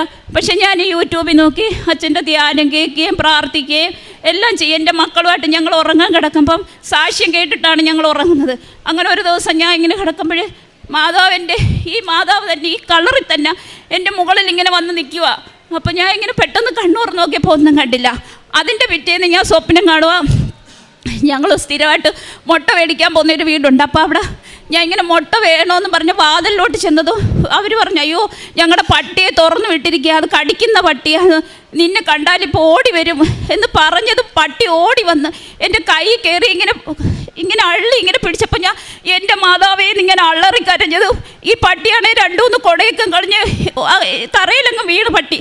അപ്പം ഞാൻ പറഞ്ഞു അയ്യോ എൻ്റെ അവരെന്നേരം ചോദിച്ചു നിൻ്റെ കൈക്കൊന്നും പറ്റിയില്ലേന്ന് ചോദിച്ചപ്പോൾ ഞാൻ പറഞ്ഞില്ല, എൻ്റെ മാതാവ് എൻ്റെ കൂടുണ്ട്. അപ്പം അത് പറഞ്ഞിട്ട് എൻ്റെ കൈ ഇങ്ങനെ കുടഞ്ഞ് അന്നേരം എൻ്റെ മാതാവ് എന്നോട് പറയാ നിനക്ക് എന്ത് വന്നാലും നിൻ്റെ കൂടെ ഞാനുണ്ട് എന്ന് പറഞ്ഞിട്ട് ഇങ്ങനെ എൻ്റെ അടുത്ത് പറയുന്ന പോലെ. അപ്പോൾ അന്നോട്ട് എനിക്ക് ഭയങ്കര ധൈര്യമാണ്, എനിക്ക് എന്ത് പ്രശ്നം ഉണ്ടെങ്കിലും എൻ്റെ അമ്മ എൻ്റെ കൂടെ ഉണ്ടെന്ന്. ഞാൻ എന്ത് പ്രശ്നം ഉണ്ടെങ്കിലും എൻ്റെ അമ്മയോടാണ് പറയുന്നത്. എല്ലാ കാര്യം എനിക്ക് സങ്കടം വന്നാലും സന്തോഷം വന്നാലും എല്ലാം ഞാൻ എൻ്റെ അമ്മയോടാണ് പറയുന്നത്. അത് കഴിഞ്ഞിട്ട് എനിക്ക് ഒരാഗ്രഹമായിരുന്നു ഞങ്ങൾക്കൊരു കാറ് മേടിക്കണമെന്നുള്ളത്. നേർച്ച വസ്തുക്കളാണ് എൻ്റെ 2 പിള്ളേർക്കും നേർച്ച വസ്തുക്കൾ കൊടുക്കുമായിരുന്നു. ഞങ്ങൾ കൃപാസനത്തിൽ വരികയും ചെയ്യുമായിരുന്നു. ഞങ്ങളെല്ലാവരും വരുന്നത്, ഞങ്ങളെല്ലാവരും വീട്ടിൽ നിന്ന് വരും, നേർച്ച വസ്തുക്കൾ ഉപയോഗിക്കും. ഇവർക്ക് 2 പേർക്കും ശ്വാസം മുട്ടലും അലർജി. ഒരു മാസത്തിൽ ഞാൻ 4 പ്രാവശ്യമെങ്കിലും ഇവരെയും കൊണ്ട് ഞാൻ ആശുപത്രിയിൽ പോകും. പക്ഷേ ഈ നേർച്ച വസ്തുക്കൾ ഉപയോഗിക്കും. എൻ്റെ മോൻ്റെ പെടലിയിൽ ഇങ്ങനൊരു പനി വരുമ്പോൾ ഇങ്ങനൊരു തടി പോലെ വന്ന് പൊങ്ങും. അപ്പോൾ എനിക്കതൊരു ഭയങ്കര സങ്കടമായിരുന്നു, എനിക്ക് എന്തോ ഭയങ്കര ടെൻഷൻ. ഞാൻ എല്ലാ ആശുപത്രിയിലും കൊണ്ടു നടക്കും. അപ്പോൾ അവരെല്ലാം പറയുന്നത് ഒരു കുഴപ്പമില്ലെന്ന് പറഞ്ഞ് എന്നെ ആശ്വസിപ്പിച്ച് വിടും. പക്ഷേ ഞാൻ ഈ കൃപാസനത്തിലെ തൈലം എല്ലാ ദിവസവും ഞാൻ പറഞ്ഞില്ലെങ്കിൽ അവർ പ്രാർത്ഥന കൊന്ത പഠിച്ച് തീരുന്ന ഉടനെ അവരതെടുത്ത് തേച്ചിട്ടേ അവർ കിടക്കത്തുള്ളൂ. അപ്പോൾ അങ്ങനായി അതിങ്ങനെ നിൽക്കുന്ന നിൽപ്പിൽ തന്നെ അങ്ങോട്ടും ഇല്ല ഇങ്ങോട്ടും ഇല്ലാതെ ഒരു കുഴപ്പവും ഇല്ലാതെ അത് പോന്നു. ടെസ്റ്റ് എല്ലാം ചെയ്തപ്പോൾ അതിനൊരു കുഴപ്പവും ഇല്ലെന്ന് പറഞ്ഞു. പിന്നെ ഞങ്ങൾക്കൊരു കാറ് വേണം എന്നാഗ്രഹം ഉണ്ടായിരുന്നു. അത് ഒരു പ്രാവശ്യം ഇവിടെ വന്ന് പുതുക്കി കഴിഞ്ഞിട്ട് ഞാനിങ്ങനെ പറഞ്ഞു മാതാവേ അടുത്ത മാസം വരുമ്പോൾ ഞങ്ങൾക്കൊരു കാറ് തരണം. അടുത്ത മാസം ഞങ്ങൾ ഞങ്ങളുടെ കാറിലാണ് ഇവിടെ വന്നത്. അത് കഴിഞ്ഞിട്ട് എനിക്ക് വലിയൊരാഗ്രഹമായിരുന്നു എൻ്റെ നാട്ടിൽ തന്നെ എനിക്ക് വസ്തു മേടിക്കണമെന്ന്. അപ്പം ഞാൻ ഇങ്ങനെ മാതാവിനോട് പറയുമായിരുന്നു. പക്ഷേ ഒരിക്കലും നടക്കാത്ത കാര്യമായിട്ടാണ് ഞാൻ അതിനെ കണ്ടത്. അയ്യോ ഞാൻ എങ്ങനെ വാങ്ങിക്കുമെന്ന്. പക്ഷേ ഒരു ദിവസം അവിടെ ഒരു ആൾ വസ്തു വിൽക്കുന്നെന്ന് പറഞ്ഞ് ഞങ്ങളെ വിളിച്ച് ചോദിച്ചപ്പോൾ എനിക്ക് വേണ്ടെന്നാണ് പറഞ്ഞു. എൻ്റെ പൈസയില്ല, പക്ഷെ എന്തോന്ന് എനിക്കറിഞ്ഞൂടാ. ഞാൻ പ്രതീക്ഷിക്കാത്ത ഒരാൾ എന്നെ വിളിച്ച് നീ എൻ്റെ കയ്യിലുള്ളതെടുത്താൽ മതി, ബാക്കി ഞാൻ ആൻറ്റിക്ക് തരാം എന്ന് പറഞ്ഞ് പൈസ തന്ന് 1 മാസത്തിനകം വസ്തു ഞാൻ എഴുതി. അതേപോലെ ഈ നേർച്ച വസ്തുക്കൾ ഞാൻ രോഗികളാന്ന് പറയുന്ന എല്ലാവർക്കും ഞാനിത് കൊടുക്കും. ഞാൻ രോഗികളെ കാണാൻ പോകും, അവർക്ക് ഇവിടുന്ന് വരുമ്പോൾ എല്ലാ മാസവും ഞാൻ നേർച്ച വസ്തുക്കൾ വാങ്ങിച്ചു കൊണ്ട് കൊടുക്കും. പത്രം എൻ്റെ മോനും 2 പേരും ഞങ്ങൾ ഇവിടുന്ന് പോകുന്ന വഴിക്കൊക്കെ ഇറങ്ങി എല്ലായിടവും പത്രം കൊടുക്കും. അപ്പം ചിലവരൊന്നും വാങ്ങിക്കത്തില്ല. പ്രേസ്തലോൺ ആരും എൻ്റെ ദൈവത്തിനെ വേദനിപ്പിക്കരുത്, എല്ലാവരും എൻ്റെ ദൈവത്തിനെ സന്തോഷപ്പെടുത്തുക. പത്രം കൊടുക്കുമ്പോൾ ആരെങ്കിലും വേണ്ടാന്ന് പറഞ്ഞാൽ അവൾക്ക് ഭയങ്കര സങ്കടമാണ്. അവളപ്പോൾ എൻ്റെ അടുത്ത് വന്ന് പറയും, അമ്മേ ആ ആൻറ്റി അല്ലേ അങ്കിള് പറഞ്ഞ് പത്രം വേണ്ട. അപ്പം ഞാൻ പറഞ്ഞ് സാരമില്ല, അവർക്ക് ഇഷ്ടമല്ലാത്തതുകൊണ്ടായിരിക്കും മേടിക്കാത്ത, അതിന് മോള് വിഷമിക്കണ്ടെന്ന് പറയും. എന്നാലും ഞങ്ങൾ എല്ലാ മാസവും പത്രം വാങ്ങിച്ച് ഞങ്ങൾക്ക് കൊടുക്കാൻ പറ്റുന്നിടത്തെല്ലാം ഞങ്ങൾ കൊണ്ടുപോയി കൊടുക്കും. അതേപോലെ ഞങ്ങൾക്കൊരു കൃപാസനം ഗ്രൂപ്പ് എന്ന് പറഞ്ഞിട്ടൊരു ഗ്രൂപ്പുണ്ട്. അതിനകത്ത് എല്ലാ മാസവും ഞങ്ങൾ രോഗികളായിട്ടുള്ളവരെ കണ്ടുപിടിച്ച് അവർക്ക് ഞങ്ങൾക്ക് വേണ്ടുന്ന സഹായങ്ങൾ, എൻ്റെ സഹോദരൻ ഇവിടെ ഉടമ്പടി എടുക്കുന്നതിന് മുമ്പായാലും ഞങ്ങൾക്ക് ചെയ്യാൻ പറ്റുന്ന, മറ്റുള്ളവർക്ക് കൊടുക്കാൻ പറ്റുന്ന രീതിയിലെല്ലാം ഞങ്ങൾ സഹായിക്കുമായിരുന്നു. ഇപ്പോഴും ഞങ്ങൾ സഹായിച്ചു, മാസം തോറും ഞങ്ങൾ ആൾക്കാരെ ഞങ്ങൾക്ക് പറ്റുന്നവരെല്ലാം ഞങ്ങൾ സഹായിച്ചുകൊണ്ടിരിക്കുന്നു. അതേപോലെ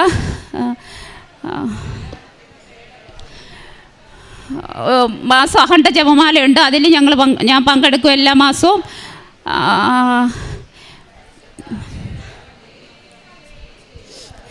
അമ്മ തന്ന എല്ലാ കൃപകൾക്കും കോടാനു നന്ദി.